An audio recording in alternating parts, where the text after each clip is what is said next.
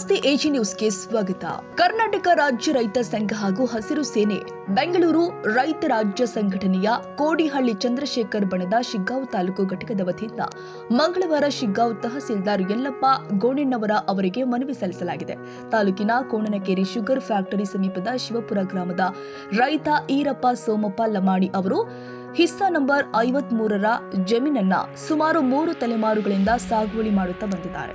1994ರಲ್ಲಿ ಕೆಲವು ರೈತರಿಗೆ ಸಾಗುವಳಿ ಪತ್ರ ನೀಡಲಾಗಿದ್ದು, ಅದೇ ಆಧಾರದ ಮೇಲೆ ಈರಪ್ಪ ಲಮಾಣಿ ಅವರು ಕೂಡ ಜಮೀನನ್ನ ಕೃಷಿ ಮಾಡಿಕೊಂಡು ಬಂದಿದ್ದಾರೆ ಎಂದು ಮನವಿಯಲ್ಲಿ ಉಲ್ಲೇಖ ಮಾಡಲಾಗಿದೆ. ಇತ್ತೀಚೆಗೆ ರೈತ ಈರಪ್ಪ ಲಮಾಣಿ ಅವರು ತಮ್ಮ ಜಮೀನಿನಲ್ಲಿ ಗೋವಿನ ಜೋಳ ಬಿತ್ತನೆ ಮಾಡ್ತಾ ಇದ್ದ ವೇಳೆ ಅರಣ್ಯ ಇಲಾಖೆ ಅಧಿಕಾರಿಗಳು ಸ್ಥಳಕ್ಕೆ ಆಗಮಿಸಿ ಕೃಷಿ ಚಟುವಟಿಕೆಯನ್ನ ತಡೆದು ರೈತನನ್ನ ಜಮೀನಿನಿಂದ ಹೊರ ಹಾಕಿರುವುದಾಗಿ ರೈತ ಸಂಘದ ಮುಖಂಡರು ಆರೋಪಿಸಿದ್ದಾರೆ. ಸುಮಾರು 3 ತಲೆಮಾರುಗಳಿಂದ ನಿರಂತರವಾಗಿ ಕೃಷಿ ಮಾಡಿಕೊಂಡು ಬಂದಿರುವ ರೈತನಿಗೆ ನ್ಯಾಯ ಒದಗಿಸಿ ಸಂಬಂಧಿತ ಜಮೀನಿಗೆ ಹಕ್ಕುಪತ್ರ ಮಂಜೂರು ಮಾಡಬೇಕು ಅಂತ ತಹಸೀಲ್ದಾರ್ ಅವರಿಗೆ ಮನವಿ ಸಲ್ಲಿಸಲಾಗಿದೆ.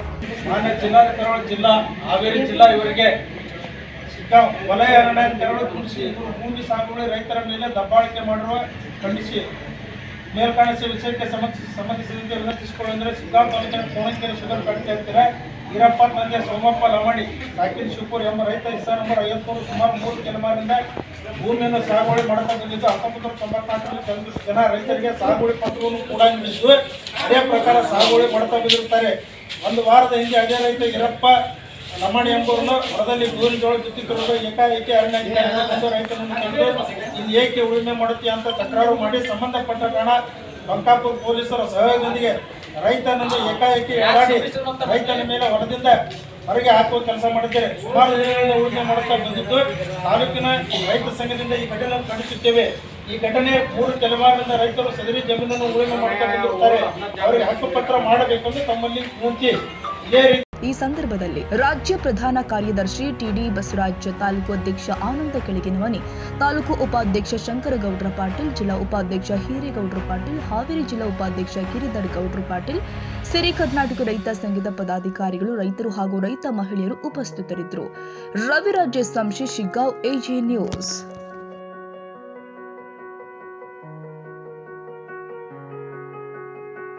ಕನ್ನಡಿಗರ ಮೆಚ್ಚಿನ ನಿಮ್ಮ ಎಜೆ 24/7 ನ್ಯೂಸ್ ಕನ್ನಡ ವಾಹಿನಿ ಇದೀಗ ಟಿವಿಯಲ್ಲಿ ಲಭ್ಯ.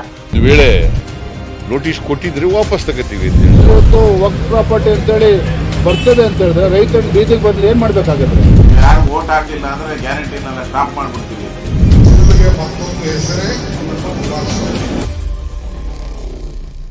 ಕರ್ನಾಟಕ ಮತ್ತು ದೇಶ ವಿದೇಶ 360 ಡಿಗ್ರಿ ಸುದ್ದಿ ಹಾಗೂ ಉತ್ತರ ಕರ್ನಾಟಕ, ಬೆಳಗಾವಿ, ಬಾಗಲಕೋಟೆ, ಧಾರವಾಡ, ಹಾವೇರಿ, ಗದಗ, ಬಿಜಾಪುರ ಜಿಲ್ಲೆಯ ಕ್ಷಣದ ವಿವರವನ್ನ ಪಡೆಯುವುದಕ್ಕೆ ಎಜೆ 24/7 ನ್ಯೂಸ್ ಕನ್ನಡ ವಾಹಿನಿಯನ್ನ ಲೈಕ್ ಮಾಡಿ, ವಿಡಿಯೋಗಳನ್ನ ಶೇರ್ ಮಾಡಿ, ಕಮೆಂಟ್ ಮಾಡುವ ಮೂಲಕ ನಮ್ಮ ವಾಹಿನಿಗೆ ಸಹಕಾರ ನೀಡಿ ಮತ್ತು ಚಾನೆಲ್ ಅನ್ನ ಸಬ್ಸ್ಕ್ರೈಬ್ ಮಾಡಿ.